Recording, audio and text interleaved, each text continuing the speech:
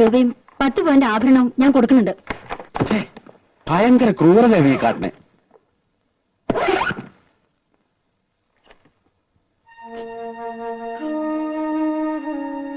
രാജി എന്തിനാ കരയണേ? രാജി കരയണ്ട.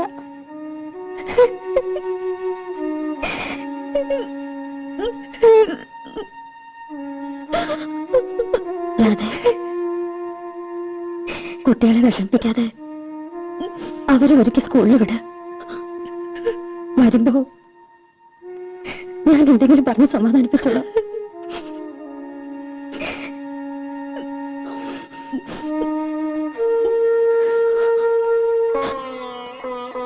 മോളെ, പപ്പേച്ചയുടെ ജീവിതം മാത്രമല്ല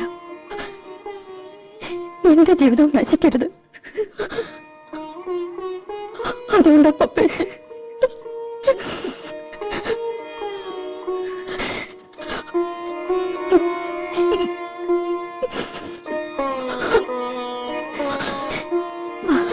രാജി കുളിപ്പിച്ച് സ്കൂളിൽ കൊണ്ടാക്കാം.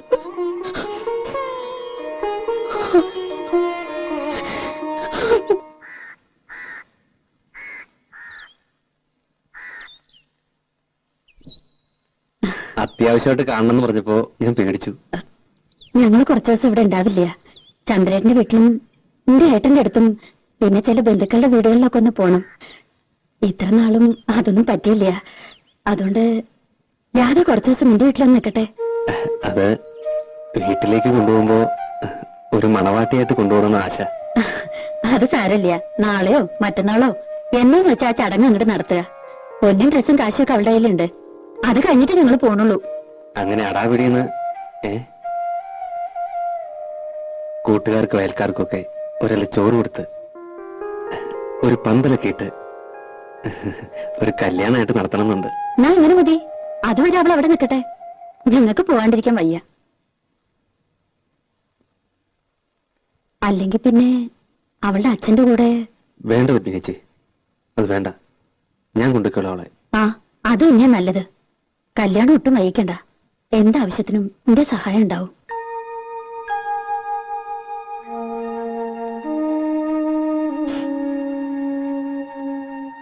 നീ വിഷമിക്കൊന്നും വേണ്ട. മക്കളെ സ്കൂളിൽ കൊണ്ടുവിടാനും കൊണ്ടുവരാനും ഞാൻ വന്നോട്ടെ പപ്പച്ചി.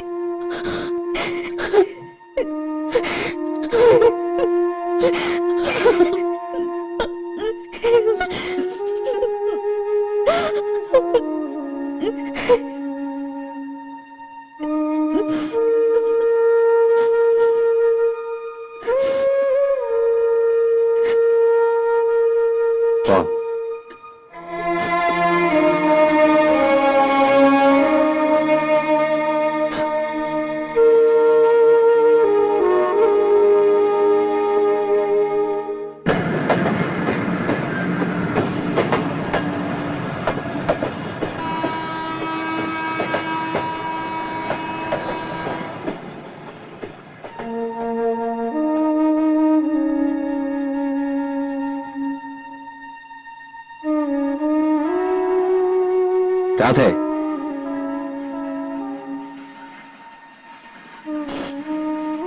എന്ത് പ്രശ്നമാണ് ഉണ്ടായേ? ഒന്നുമില്ല.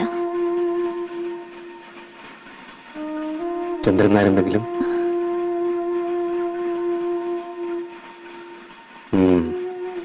നടക്ക്.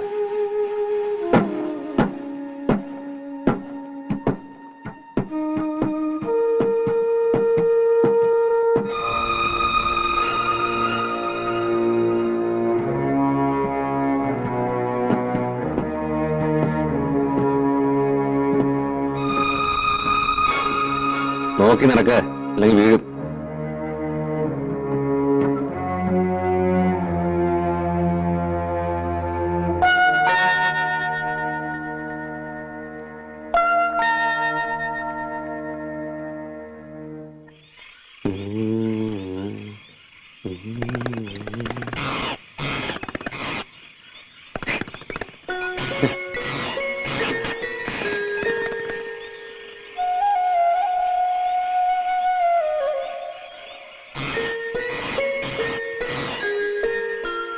എന്തിനാണ് ഈ അറിയത്ത് വന്ന് കിടന്ന് തണുപ്പടിക്കുന്നത്? വല്ല സൂക്കേടും വരും. ആ സൂക്കേട് വന്നോട്ടെ, അതിന് തള്ളയ്ക്ക് നഷ്ടമൊന്നുമില്ലല്ലോ. മരുന്ന് തരുമ്പോ ഞാൻ നോക്കണം. അതിനാള് വന്നിട്ടുണ്ട്. ഓ, ഇപ്പൊ അമ്മ പുറത്ത്. തള്ളേ, ദേ അവളുടെ അടുത്ത് നാക്കിട്ടടിക്കരുത് കേട്ടോ. വേണ്ട, ഞാൻ തൊഴുതു നിന്നോളാം. അയ്യോ, തൊഴുവൊന്നും വേണ്ട, തൊഴിക്കാണ്ടിരുന്നാ മതി. ഒരു തൊഴിലുകാരി ഇറങ്ങിയിരിക്കുന്നു. എടാ ദിവാരാ, ആ കൊച്ചു കയറി ഒന്ന് ദിവസമെങ്കിലും നീ എന്നെ ദേഷ്യം പിടിപ്പിക്കരുത്. പിന്നെ ഇനി വന്നേ, വായി വെക്കാൻ കൊള്ളാവുന്ന വല്ലതും ഉണ്ടാക്കി കൊടുക്കണം. അവള് കട്ടിൽ കിടന്നോട്ടെ, അമ്മ വായ കിടന്നാ മതി.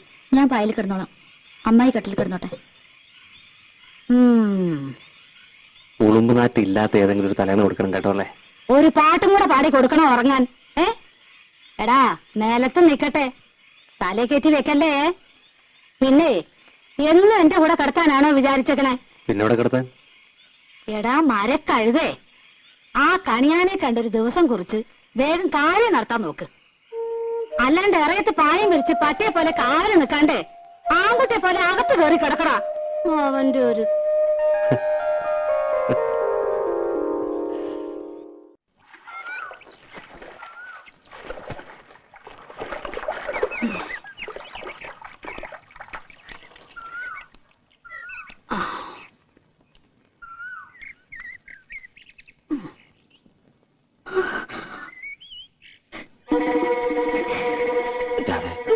അല്ലേ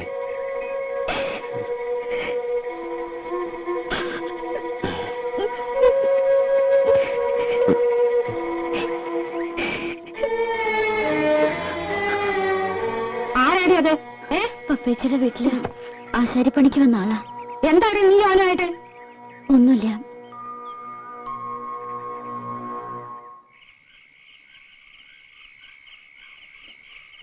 നീ ഒന്ന് വിളിച്ച് ചോദിക്കാം അവളോട്. എന്ത്? നിങ്ങൾക്ക് വല്ല പ്രാന്തമുണ്ടോ? അവളെ ഇന്നും ഇന്നലെയാണോ നമ്മൾ കാണുന്നേ? ഇപ്പോഴത്തെ കാലത്ത് പെണ്ണ് കാണുന്ന മിണ്ടുകയും പറയുകയും ചെയ്യുന്നത് ഒരു വലിയ കാര്യ. അതെങ്ങനെയാ? ചീത്ത മാത്രല്ലേ കാണൂ. ഞാൻ കാണുന്നത് പറയണത് മുഴുവൻ ചീത്ത. നിങ്ങളൊക്കെ വലിയ പുണ്യാളന്മാര് ആയിക്കോട്ടെ. ഞാൻ ഒരക്ഷരം മിണ്ടണില്ല. നീയായി നിന്റെ പാടായി. ഓ പിന്നെ മിണ്ടാണ്ടിരിക്കണ ഒരു മുതല്. ഒന്നല്ലെങ്കിൽ വായ തുന്നിക്കെട്ടണം, എല്ലാ ബാക്കിയുള്ളവർ ചെവിക്കകത്തോട്ട് ഈ ഉരുക്കി ഒഴിക്കണം.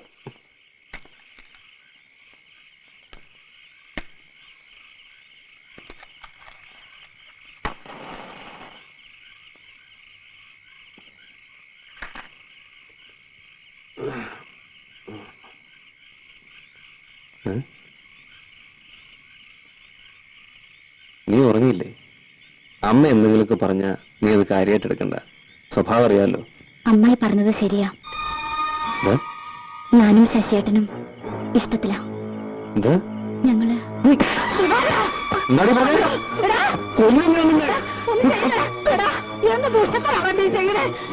ഒന്ന് ചോദിക്കാനല്ലേ ഞാൻ പറഞ്ഞുള്ളൂ. ഒന്നിപ്പോ എന്റെ മോളെ അതിന് മാത്രം എന്താ തെറ്റാണ് അവൾ ചെയ്തത്?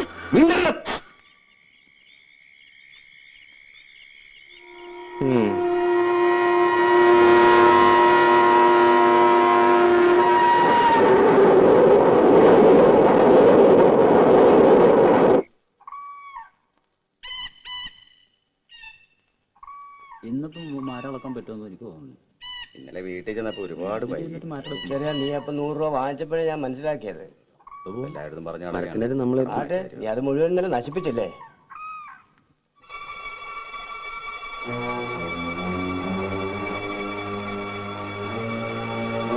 എന്താ നിന്റെ ഉദ്ദേശം? എന്ത്? രാധയുടെ കാര്യ ചോദിച്ചത്. അത് ഞങ്ങൾ തന്നെ സ്നേഹത്തോടെ